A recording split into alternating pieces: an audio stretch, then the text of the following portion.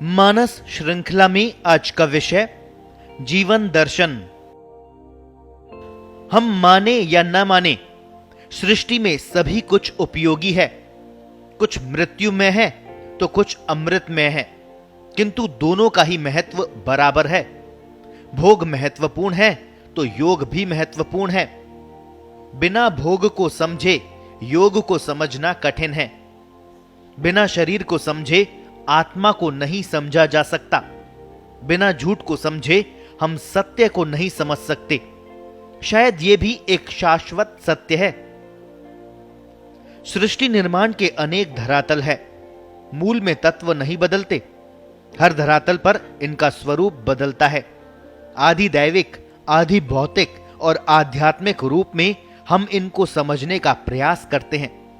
अव्यय, अक्षर और क्षर के रूप में हम स्थूल, सूक्ष्म और कारण समझने का प्रयास करते हैं। इनमें भी आनंद में अव्यय ही अमृत है, कारण है। उसके अतिरिक्त अक्षर और क्षर दोनों ही अपेक्षाकृत नश्वर है। इनके घटक अव्यय में दिखाई नहीं पड़ते। अव्यय इन सब में मौजूद है। जीवन व्यवहार में जब योग की शुरुआत होती है तब आसन, प्राणायाम, प्रत्याहार आदि का अभ्यास कराया जाता है। स्वयं को जानने के लिए, बाहरी धरातल के साथ साथ भीतर प्रवेश के लिए, सूक्ष्म से परिचय के लिए। प्राण सृष्टि ही तो सूक्ष्म है, जो हमारी गतिविधियों का मूल है। यही हमारी ज्ञानेंद्रियों को चलाती है, हमारे मन तक पहुंचकर उसे प्रभावित करती है, मन को आत्मोन्मुखी अथवा बहिर्मुखी बनाती है।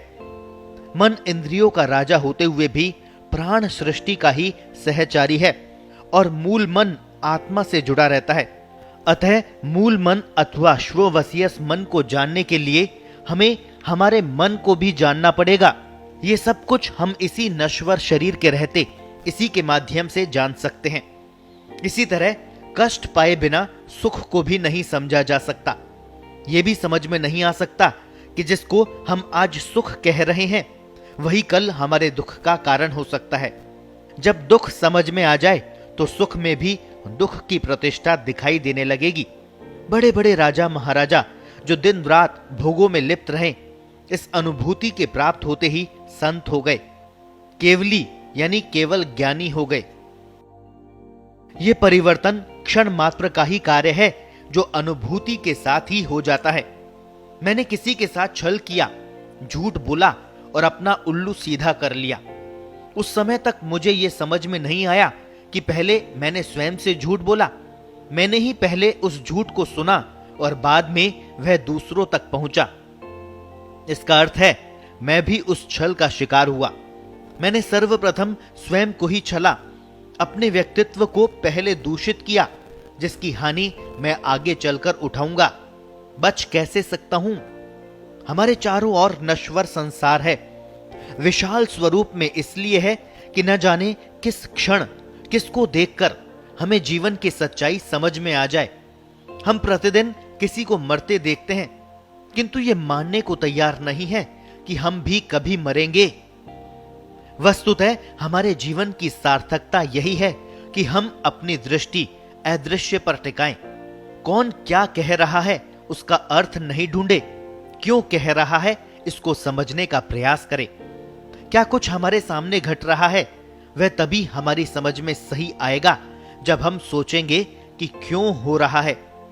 जब हमारा चिंतन इस क्यों पर टिकेगा तभी हमारा प्रवेश सूक्ष्म में होगा।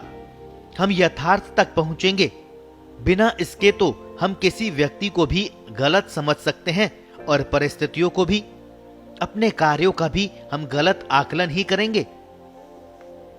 जैसे ही स्थूल से सूक्ष्म की ओर ध्यान जाने लगेगा, आपके दृष्टिकोण में अनेक परिवर्तन आने लगेंगे। बीच बीच में कारण से भी परिचय होने लगेगा। आप विषयों में नयापन देखने लगेंगे। नई दृष्टि के साहित्य और व्यक्तियों को ढूंढने निकल पड़ेंगे।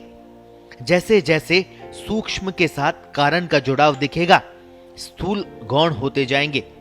आपका पिछला ज्ञान भी नया स्वरूप धारण करने लगेगा। स्थूल के बारे में आपकी दृष्टि स्पष्ट होती चली जाएगी। दृष्टि पारदर्शी और यथार्थ परख हो जाएगी। स्थूल में जीते हुए कारण के साथ आपका योग हो जाएगा। जीवन कृतार्थ हो सकेगा।